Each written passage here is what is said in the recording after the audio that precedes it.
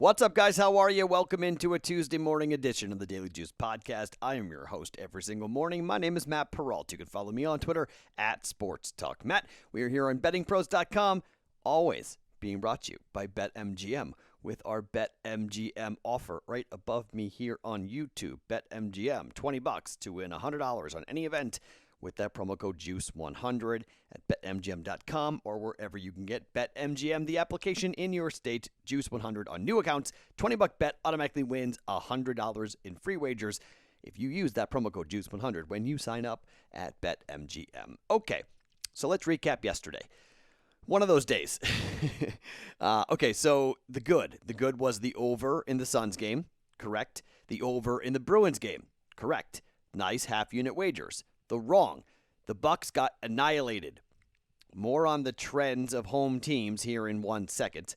And then I went 0-2 on props. Nick Pivetta, I got greedy. I cannot recommend, and this is something I'm going to tell you guys, I'm not going to recommend minus 200 wagers, okay?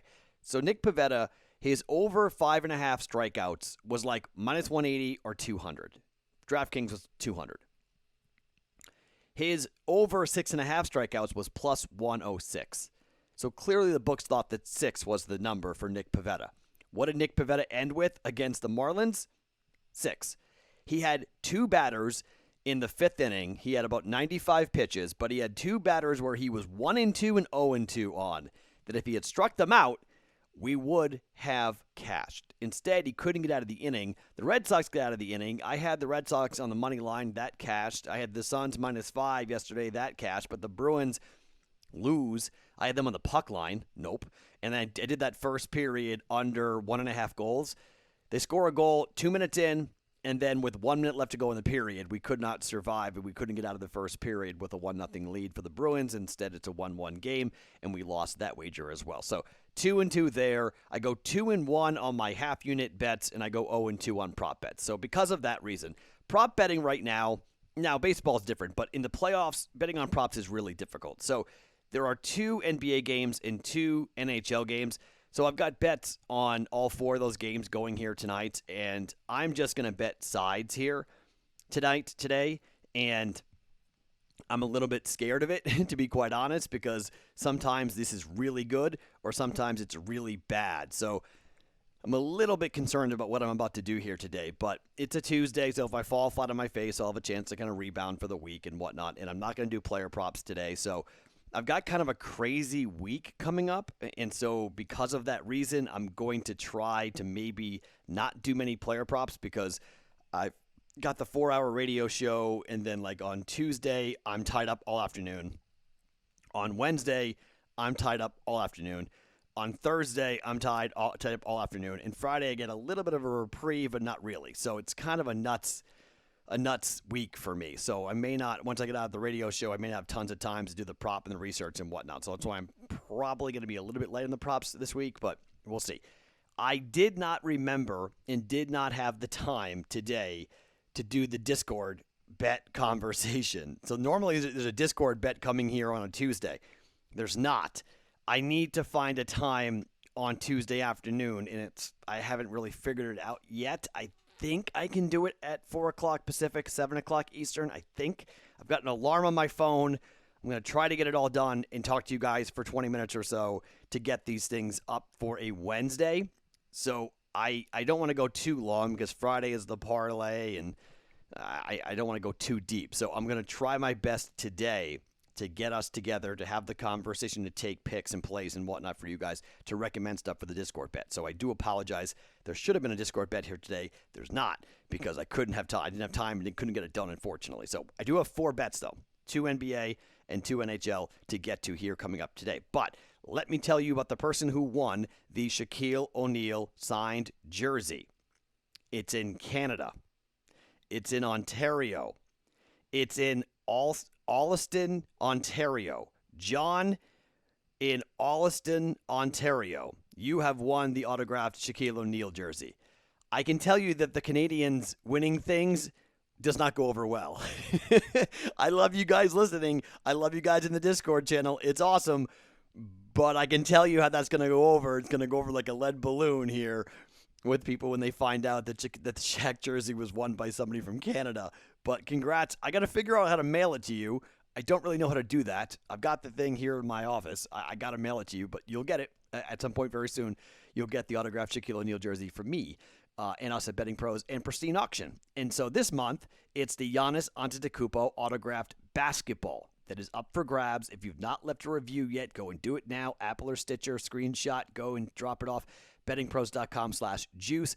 Fill out the form, and you're in. If you've already done it, you're already in for our giveaway during the month of June, which will be a Giannis Antetokounmpo autographed basketball. So, John in Ontario, look out for your package arriving at some point in the near future from Betting Pros and myself with the autographed Shaquille O'Neal jersey. All right, let's talk NBA basketball first, then we'll talk hockey. Let's start with Atlanta and Philadelphia. You guys know how I feel about Atlanta. I like them a lot, okay? I'm a little bit concerned about Philadelphia here in terms of the over. I want to bet the over in this game, but I'm concerned that Philly's defense is going to ratchet up big time. I'm also a little concerned about Joel Embiid's knee after playing a lot of minutes in the first game. What will he look like in game number 2? However, I'm going to follow a trend here from last night. Home teams, backs against the wall, either in a game 1 or a game 2 setting, and what happens? In basketball, you ride that home crowd. Philly's going to be on fire tonight, okay? Philadelphia on the year is 24-15-1 to the number. The number is 5. Joel Embiid is playing. Something tells me this is going to be a double-digit win for Philadelphia. I think Atlanta going home, like Atlanta wins game 1, Philly wins game 2, Atlanta wins game 3 and game 4, Philadelphia wins game 5, Atlanta wins game 6. That's how I see this series going over, okay? And for that reason, I think this is the game Philadelphia gets. And I think they get it kind of easily. I think Embiid and Simmons and Harris, I think that they lock down Atlanta, and I don't think Bogdanovich is going to shoot the way he shot in game 1. I think you'll see some defensive adjustments. I think Doc Rivers is a very good defensive coach. I think Philadelphia will lock down defensively. I don't think Atlanta shoots the ball all that well tonight. I'm going to lay the 5 points here with Philadelphia. Very much a chalk play, very much a public play. I just think Philadelphia gets it done. Okay, I think Philly, as long as Joel Embiid can play the way he played in game 1, I don't need 30 points out of him. I just need the minutes.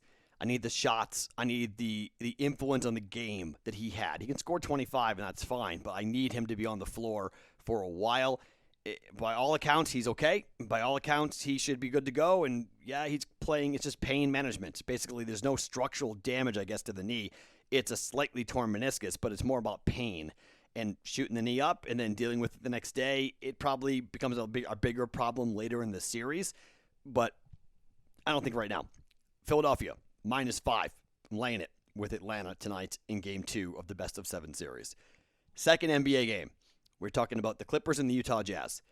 How can anybody pick the Clippers right now, okay? The Clippers are a complete mess. Utah is one of the best teams in the NBA at home against the spread. 25-14 this year. Now, the Clippers were 21-17-1 against the number on the road. They have covered their last 2 games. In fact, they're 4-1 over their last 5 against the number.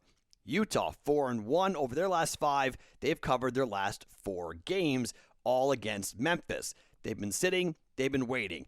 This is going to be a rocking atmosphere for Utah. The Clippers are coming in.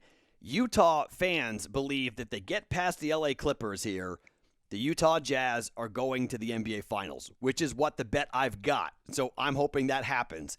Utah versus Phoenix could be an incredible Western Conference final. I hope we see it. I think Utah would win that series, but look out for Chris Paul. I mean, Utah's going to have to be healthy, and they got to keep that backcourt healthy. But, I mean, there's so many cool things to break down if we get Utah versus LA. The line is 3.5. I think that line's too short. I don't trust these Clippers at all. I mean, we don't know which team's going to show up. I mean, the team that had their backs against the wall and they won by 15 in Game 7, or the team that lost, as 7.5-point favorites, lost by 5 at home to Dallas, or the team that lost in Game 1 by 10, or the team that lost in Game 2 by 6. Don't know what to make of the Clippers. Not going to trust them. I am going to trust Utah at home in one of the best home environments in the NBA, in one of the best home records against the spread in the NBA, with a Clipper team coming in with a buzzsaw waiting for them. Utah is going to be fired up. I would be stunned if this game goes to the LA Clippers. This is all Utah in game number 1 to me. I wouldn't hate a play on the under in this game, but I'm just going to lay the 3.5 here. Utah, 3.5, lay it at home against the Clippers.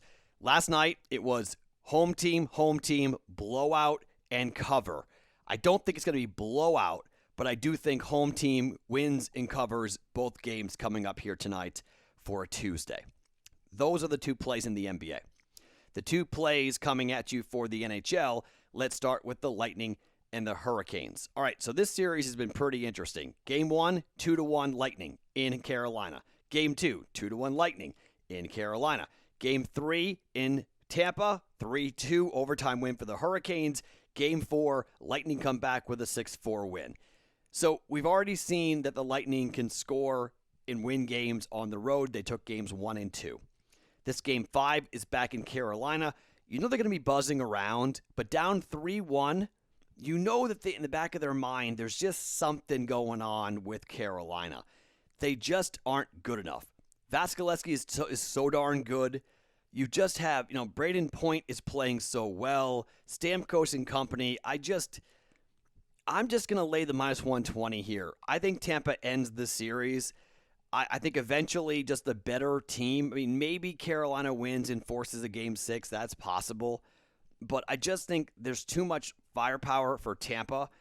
And if Carolina wants to play tight like they did in game 1 and game 2, they just can't stop Tampa from scoring. Tampa's going to wind up with more goals. So they went up tempo in game 4, changed it up, opened it up, and they lost 6-4. So when they go tight, they lose 2-1. When they go wide open, they lose 6-4. This is the defending champs. They're just too good. The environment's going to be crazy. I'm just taking Tampa to win this game. I just think they're a better hockey team. I don't think it matters about on the road and the home crowd. I just think we've seen that Tampa is just the better hockey team, and Tampa is going to win this game. I'm laying the -120, and I'm going with Tampa over the Carolina Hurricanes. And for the 4th play, the Vegas Golden Knights and the Colorado Avalanche. I will have a personal play on the under. All right, under 5.5, I'll have a personal play on it. But I don't want to go completely chalk here and give you 3 favorites, and it's really boring, all right? The number is too good to pass up for the Vegas Golden Knights. +130, +140, somewhere in that range. If you look at expected goals, Vegas dominating. If you look at high risk, high danger opportunities, Vegas dominating. Vegas knew in game 2 that they had a chance to take one and steal one, and they missed it. They came back in game 3, and they won the game 3-2. Then they knew they could beat Colorado. In game 4, Vegas wins 5-1, and you start to see them believe they can beat and knock out Colorado. The Avalanche are on their heels. They're asking their goaltender to do too much. And this is going to go down as either one of the most brilliant moves in postseason history. If Vegas goes on to win the Stanley Cup, the fact that they gave Marc-Andre Fleury 4 days of rest in the middle of the postseason, and they punted on game 1. If Vegas comes back and wins this series, boy, could that be remarkable. Vegas is dominating puck possession. Vegas is dominating really every facet of this series right now. They should have won game 2. They won game 3. They won game 4. Vegas will win game 5. I don't care about the home stats. I get it. Colorado's been great. During the regular season, 4-2. In games, if you look at the games played at Colorado, the Vegas Golden Knights won 3-0 at Colorado. They won 3-2 at Colorado in the regular season. They've won there. They should have won game 2 in the postseason. Yeah, I know the Avalanche are 2-0 at home, and I know the atmosphere is going to be rocking. But I really think that the Knights have figured out how to neutralize what Colorado tries to do, take away their speed, stop their transition game, and if you stay out of the penalty box, you can beat Colorado. That's the key. Stay out of the penalty box, and you beat Colorado. Give me the Vegas Golden Knights. Give me the plus money. Okay, plus 130 is what I laid. I'm going to get a worse number than you guys because I'm here in Vegas, so I get worse numbers when it comes to the Golden Knights. Plus 140, plus 150. I'm taking Vegas here. I think Vegas is winning this series. I thought so at the beginning of the season. I thought so at the beginning of this series. We have that bet going with Vegas to win this series. We got the bet on the Golden Knights to win the Stanley Cup. I mean, there's just a lot we've got riding here on Vegas. I'm not getting off them now. I love the way that they're playing. Can the Avalanche win this game? Of course they can. But I think Vegas has a ton of confidence right now, and I think Colorado is searching a little bit. They hadn't been down by 2 goals at all during the season, and I think they started to look ahead a little bit, thinking, oh, this is going to be kind of an easy series. And they got smacked in the mouth, and things have changed, and I want to see if the Avalanche respond. I'm not so sure they're going to be able to, okay? This is a huge game in this series. I'm taking the plus money. Maybe the wrong bet, but give me the plus money with Vegas at plus 130 on the money line to win Game 5 of this series. So, our 4 plays for you going today. Again, I won't be doing player props today. That's why I'm giving you 4 bets. 2 in the NBA. Philly, -5. Utah, -3.5. Lightning, Tampa Bay. NHL, money line, -120. Vegas, winning over Colorado at plus 130. All for a half a unit. 4 plays for us here on a Tuesday's Daily Juice. My name is Matt Perrault. You can follow me on Twitter at SportsTalkMatt. Every single morning, it's the Daily Juice Podcast right here on BettingPros.com, being brought to you by BetMGM.